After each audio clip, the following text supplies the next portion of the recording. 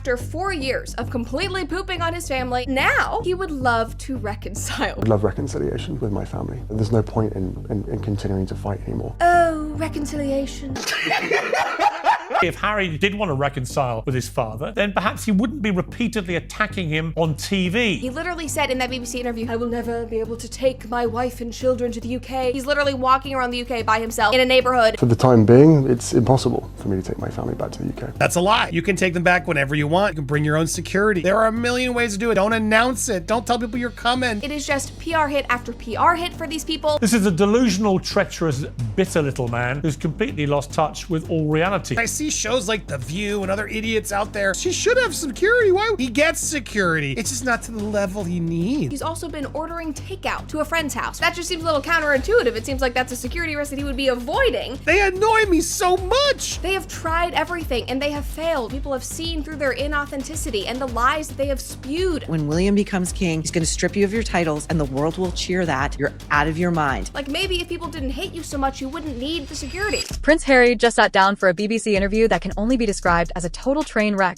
and Brett Cooper absolutely unleashed on him for it. This whole interview apparently only happened because Harry had just been dealt a massive blow in court, losing a major lawsuit he'd been fighting for years. And he did this interview because he just lost a 4-year-long lawsuit battle against his own family and the UK government. You really have to remember the backstory here to get the full picture of why this interview is so jaw-droppingly audacious. These are the same people who made a huge public spectacle of leaving the royal family, throwing out some incredibly serious accusations in the process. Brett Cooper herself points out how they framed their dramatic exit back then. They accused the royal family of racism, of not supporting Meghan Markle. They accused them of doing all these things that they did to Princess Diana, and they left. So after all that drama, including what Brett Cooper calls that freaking dramatic footage of their supposed freedom flight, you'd think Harry would want nothing more to do with the institution he's so publicly trashed. But that's where the hypocrisy just hits you in the face. As Cooper points out, his actions since then tell a very different and frankly baffling story. Prince Harry was literally filming videos of himself on a private jet being like, this is our freedom flight from the UK to America. It was so freaking dramatic. It's this kind of behavior that has critics like Brett Cooper justifiably calling him out. After writing an entire book detailing his supposed misery within the royal family, he then spends years, and presumably a fortune, trying to claw back one of its most significant perks: taxpayer-funded security. The contradiction is just staggering. He has literally been suing his family for the last 4 years so that he can have taxpayer-funded security. This BBC interview, therefore, wasn't some attempt at genuine reconciliation or a moment of self-reflection in the eyes of his critics. Instead,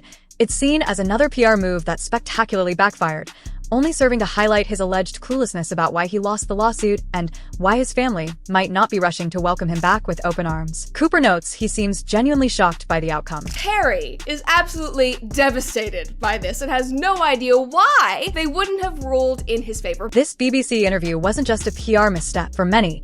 It was Harry digging an even deeper hole, and Brett Cooper brought all the receipts. So, let's get into the nitty-gritty of this lawsuit that Prince Harry just lost. For 4 long years, he battled his own family and the UK government, demanding that British taxpayers foot the bill for his full-time, top-tier security. Brett Cooper sums up the rather predictable and, for many, satisfying outcome. His family and a judge decided that after all of these accusations, they didn't really want to pay for Harry and Meghan to have full-time security. What makes this whole legal fight even more mind-boggling is, as Kinsey Schofield points out, Harry himself admitted in court that he and Meghan chose to step down as working royals because they felt they weren't properly protected. Yet, here he is fighting tooth and nail for the very same security system he deemed ineffective in the first place. The logic is just astounding. Chose to step down because he didn't feel they were properly protected. Now he's fighting for the same security. Then there's the massive contradiction between Harry's claims of fearing for his safety in the UK and his actual behavior when he's there. Brett Cooper highlights the bizarre reports of him just wandering around alone. Look at him. This is from a Ring doorbell. He's wandering around, ding-dong, looking for a friend by himself in the UK. This image of him casually strolling through neighborhoods directly clashes with the dramatic pronouncements he made in that BBC interview about the UK being too dangerous for his family. It's these kinds of inconsistencies that make his pleas for extreme security measures seem utterly performative. Cooper points out exactly what he said. He literally said in that BBC interview, I will never be able to take my wife and children to the UK. He's literally walking around the UK by himself in a neighborhood. Naturally, his solo jaunts around the UK got the internet buzzing with all sorts of wild speculation about what he was really up to. While these are just unconfirmed rumors, it's certainly adds another layer of strangeness to his claims of needing constant,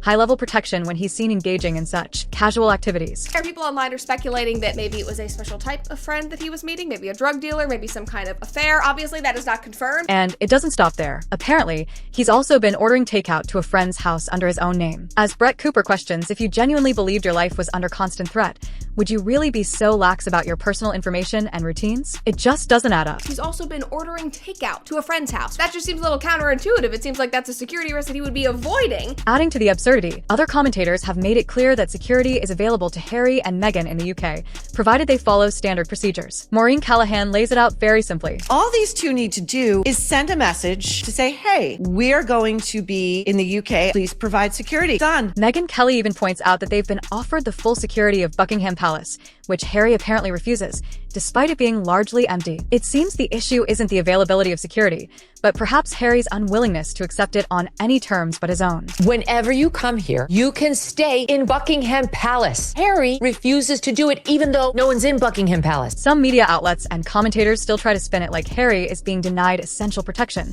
but others see right through it. The argument that he should have security often overlooks the fact that he can have it.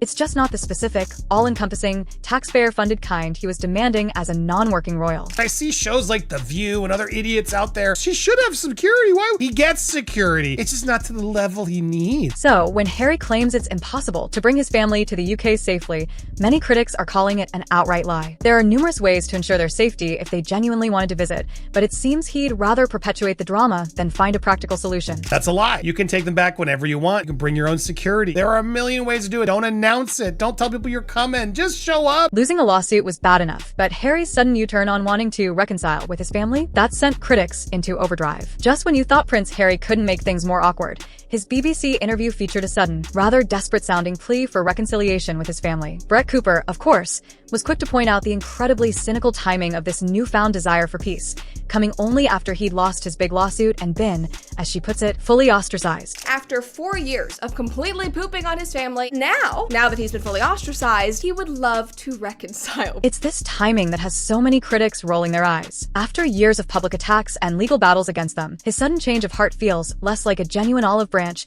and more like a tactical retreat now that other avenues have failed. As Cooper bluntly suggests, perhaps life is precious, only when the legal options run out. Now that you have lost your lawsuit, there's no point in fighting. There's no point in fighting because a judge said that your case was ridiculous. During the interview, Harry also expressed bafflement that his father, King Charles, isn't taking his calls. Brett Cooper, with her usual dose of common sense, points out the glaringly obvious reason why someone you're actively suing and publicly shaming might not be eager for a nice little Saturday chit-chat. It's a level of apparent cluelessness that many find astonishing. According to this interview and what he said, his dad will not talk to him. When you are suing somebody, you probably won't get a phone call from that person. But it's not just the lawsuit. Kinsey Schofield sheds more light on why King Charles might have stopped taking Harry's calls long ago, revealing that Harry was allegedly harassing him for money. This paints a picture of a relationship strained not just by public accusations, but also by private financial demands. Harry told Oprah Winfrey the king wasn't taking his calls. Later to be revealed, Harry was allegedly calling to harass Prince Charles about money. The hypocrisy deepens when you consider Meghan Markle's own estranged relationship with her father. As Schofield points out, it's rather rich for Harry to complain about his father not taking his calls when his own wife has reportedly cut off communication with her dad for years. This glaring double standard doesn't go unnoticed by critics. How silly it looks for him to criticize King Charles for not taking his calls when Meghan Markle hasn't taken Thomas Markle's calls in 7 years. Beyond specific grievances, there's a fundamental issue of trust, or rather, the complete lack of it. Kinsey Schofield also highlights the impossibility of having any kind of sensitive, private discussion with Harry when there's a constant fear that the details will be leaked or end up in some tell-all media special. This pattern of betrayal makes any genuine reconciliation incredibly difficult. How can you have a private and delicate conversation when you know it is going to end up on a news special within hours? Piers Morgan echoes the sentiment, suggesting the trashing of his entire family, calling them callous racists, might just have something to do with why none of them want to talk to him or trust him an inch. It's not that you trashed him, his wife, your brother's wife. I think that might have played some part in why none of them want to talk to you. And some of Harry's comments, particularly those alluding to his father's health, have drawn even harsher condemnation, with commentators like Maureen Callahan calling him vile and warning of future consequences from Prince William. You are vile, and if you don't think that when William becomes king, he's going to strip you of your titles and the world will cheer that, You're out of your mind. It's not just the hypocrisy of the reconciliation talk. It's the mountain of contradictions and alleged lies that have completely destroyed their narrative. It's the entire Sussex brand, which many critics and a growing portion of the public believe is completely falling apart. Brett Cooper puts it bluntly, people are starting to see through the smoke and mirrors, recognizing the alleged inauthenticity and lies. So now they're trying to run back home to the UK, and their family is not having it because the royal family still has a semblance of self-respect. This idea of them trying to run back home with their tail between their legs is particularly telling when you contrast it with their past pronouncements. Remember that dramatic freedom flight Harry filmed, a supposed escape from the shackles of royalty? We are on the freedom flight and we are headed to Los Angeles. Well, that narrative crumbles when faced with their ongoing legal battles to regain royal perks and status. The public isn't stupid.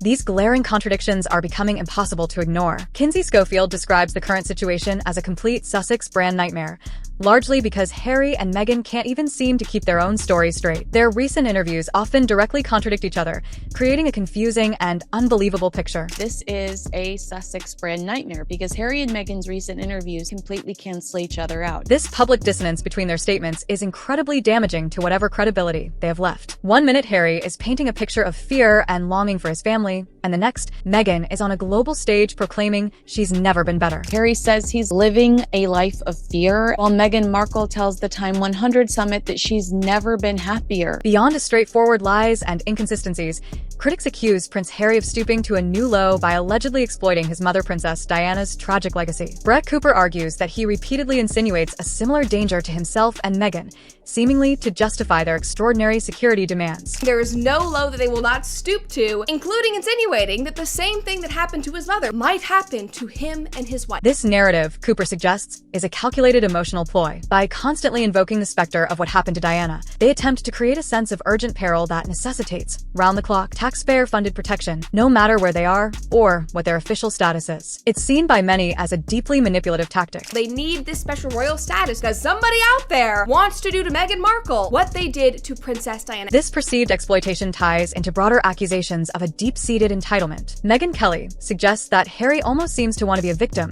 to feel under attack, as if he needs that sense of persecution to feel special or validated, echoing his mother's experiences. Almost wants something to happen so that he can be like, I told you, it's my mother all over again. Like, he needs it. Following that line of thought, Kelly views the entire security lawsuit not as a genuine plea for safety, but as a power play, an attempt by Harry to assert control, punish his family, and demand what he believes he's entitled to as a prince, regardless of his actions or working status. It's about winning, not about actual need. Whole lawsuit with the family and the security, that was just his attempt to like win, to punish them, to say like, I will get what I'm entitled to. Piers Morgan adds another layer to this, blasting Harry as a multimillionaire who has made a fortune by airing his family's private grievances in books and TV shows, all while hypocritically lecturing the public about invading his privacy. A multi-millionaire who's raked in a fortune by regularly abusing his family and regurgitating private stories in books. These demands for taxpayer-funded security also fly in the face of clear stances taken by the royal family,